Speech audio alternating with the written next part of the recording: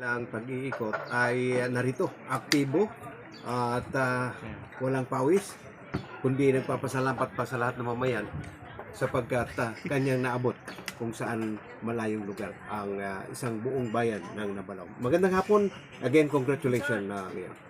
Magandang hapon po sa ating tagapakinig at tagapanood po ng ating station.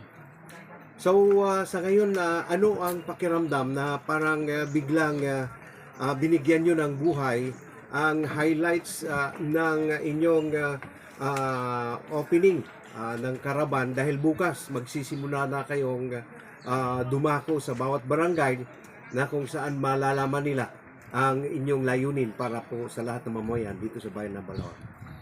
Siguro unang-una, tayo po ay masaya dahil actually hindi ko in-expect yun na ganun kadami po yung sumama po sa atin actually. Sabi ko kahit mga 20 lang na motor, may 10 vehicle, okay na yun sa akin. So kaya hindi ko talaga in-expect na ganun kadami yung sumama. Kaya masaya po ako dahil actually ito na yung umpisa po ng laban po natin para po sa kapayapaan at kaunlaran po ng Municipality of Nabalawag. Do you think yung show force na nakita nila kanina medyo trembling din to any opponent or for the sake na talagang ipinapakilala nyo lamang ang normal na pamamaraan ng pagkaraban o campaign? Actually, tayo po ay hindi po tayo ganun ka-expert sa politics kasi first time din natin po nakisabak sa politics. Kaya minsan tinatanong tayo, bakit?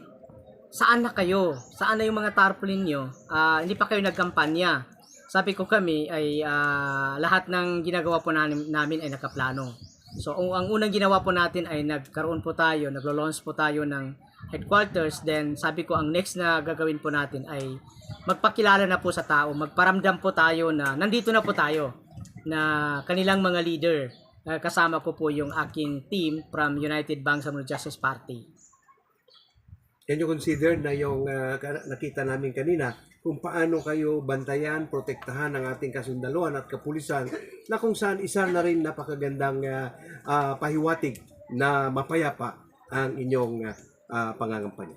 Yes po, kasi yung ating security sector naman, kasi tayo po ay incumbent, so dapat lang talaga na i-secure po tayo. Kaya nandun po yung ating kasundaluhan, kasama po ang PNP. Pero ang PNP natin kasi, ang commitment lang nila sa atin ay i-secure lang po yung Karaban, yung daan. So hindi natin sila kasama sa convoy dahil bawal naman yon. So ang hiningi lang natin sa kanila, point to point or kanto-kanto, ay doon sila mag-stay para i-assist po yung ating convoy. Mayor, from Balitang Bangsamoro and Bam News Online, Cotabato City. Ang tanong ko po is, ano-ano po ba ang mga plataforma niyo po na ipagmamalaki natin dito sa Nabalawag? Actually clear po yung ating gustong gawin. Una, ito yung sinasabi natin na pagpapahalaga po sa relihiyon.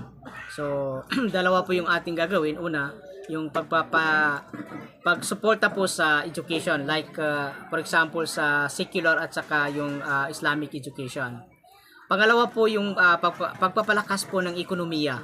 So gusto natin ang komunidad po ng Nabalawag ay ma-improve po yung economic status po ng ating residents, lalo na po yung community po natin. Pangatlo po ay gusto natin magkaroon po ng peace and security. So magkaroon po talaga ng kapayapaan at madepensahan o mapangalagahan po yung karapatan at yung mga tao po dito po sa Municipality of Nabalawag. Pang-apat po ay ma-implement po yung moral governance na isa po sa flagship program po ni Chief Minister. Pang-lima po ay yung total development na gusto natin mangyari. Kaya po marami po tayong sinubmit na proposal resolution sa Bangsamoro government, lalo na po sa Chief Minister. Marami po tayong proposal na opening of road concreting, road dike, like for example yung isa ito sa pinakamalaki na gusto natin mangyari para masolusyonan po yung problema po natin sa Dungguan, Barangay Dungguan, kasi ang Barangay Dungguan po isolated po siya dito sa municipality po natin. So para magkaroon po ng magandang connectivity yung Nabalawag Municipality at ng Barangay Dungguan, nagpo-propose po tayo ng nasa 6.5 kilometers na road dike. So para magkaroon ng direct po. Yung tina-travel po natin na more than 30 minutes or 1 hour ay kaya natin kukunin ng 10 minuto. Then meron din po tayong mga road dike po between Damatulan, Barangay Damatulan at saka Barangay Kadingilan. Then alhamdulillah, part ng development ay ang aking mga ninuno po, yung aking mga magulang ay nag-donate po sila ng lupa 4 hectares para po sa Nabalawag Government Center. So alhamdulillah doon sa dinonate po ng aming mga magulang, ang aming mga ninuno, ay meron na po tayong 4 na na-approve na project. Una, yung pag-establish o paglagay po ng pag-construct po ng isang covered court galing po sa TUCP, galing po kay Kong Raymond. Then pangalawa ay may na-approve na tayo din na isang multipurpose building worth of 5.2 million galing po kay attorney MP Lanang Ali Jr. Ng Bangsamoro Autonomous Muslim Mindanao. Then pangatlo po ay may na-approve na po tayo na para po sa PNP station na possible ay 2-story. Then ongoing yung proposal po natin para po sa Bureau of Fire Protection na building. So marami, alhamdulillah, dahil sa ating pagsisikap din, nabigyan po tayo ng ambulance galing po kay MP Maestro Celes. Then magbibigay rin po si Attorney Lanang Ali po ng isang baby dump truck para magamit po ng municipality. So yun po, yun yung sa development. Gusto po natin ang komunidad po ng Nabalawag po ay magiging model po ng SGA doon sa walong municipality. Actually, tayo ang unang naka-approve ng plantilla item po ng ating municipality. At tayo rin, kasabay natin ang tugunan, ang unang nakakatanggap po ng national tax allotment. Dagdag ko lang, Mayor, at itong mga platform nyo ay napakaganda po. Kung kayo ay pinili at alinuklok ng taong bayan, itong mga equipment, lalong-lalo na doong magagamit sa opening road o farm to market road. Kasi alam po natin ang kinabubuhay ng ating mga kababayan dito, itong pagsasaka at mga fisher poker ay magkakaroon ba ng magmumula sa itong opening road at saka yung kabuhayan ng ating mga fisher poker? Yeah, actually, doon po sa 20 Development Fund po natin, marami na pong na-survey po ang MPW natin para po sa opening road. Then maliban doon, yung ating 20% Development Fund ay gagamitin po natin doon sa road maintenance. Yung mga area po na mahirap mapasukan. So, inshallah kasama po. Actually, nag-umpisa na po before doon sa ano nga tawag doon, yung campaign ay meron na pong na-approve at lumabas din yung approval ng isang project. So, buong 7 barangay po ay meron po tayong naalat na nasa 6.5 million na road cleaning para maka-access po yung ating mga constituent doon po sa kanilang farm at saka doon po sa possible po na fishing area. Doon po sa amin pinagtanungan ng mga residente, minsan may tinatanong kami, sino ba ang mga manok niyo, at may nagsasabi na isa kayo sa kanilang pinipili. Ano po ang inyong maging komento doon sa ating mga residente? Actually, masaya tayo doon sa naririnig po natin. Pero ito yung pero na sinasabi natin. Kasi ang destiny kasi wala tayo dyan. Ang ginagawa lang po natin ay itatrigger po natin or gagawin po natin yung process para tayo ay mahalal. Una, sa halalan, pag gusto mo maging isang leader, kung sa government, ay kailangan mo mag-file ng candidacy. Pangalawa, kailangan mo mangampanya. Pangatlo, kailangan mo magasto ng pera. Pero hindi tayo bibili po ng boto, pero magasto po tayo ng pera. Gaya ngayon, kung hindi tayo magasto, saan tayo kukuha ng pagkain ninyo? Pagkain ng mga kasama namin. So talagang kailangan namin magbili ng tubig at pagkain. Yun yung paggasto po ng pera natin.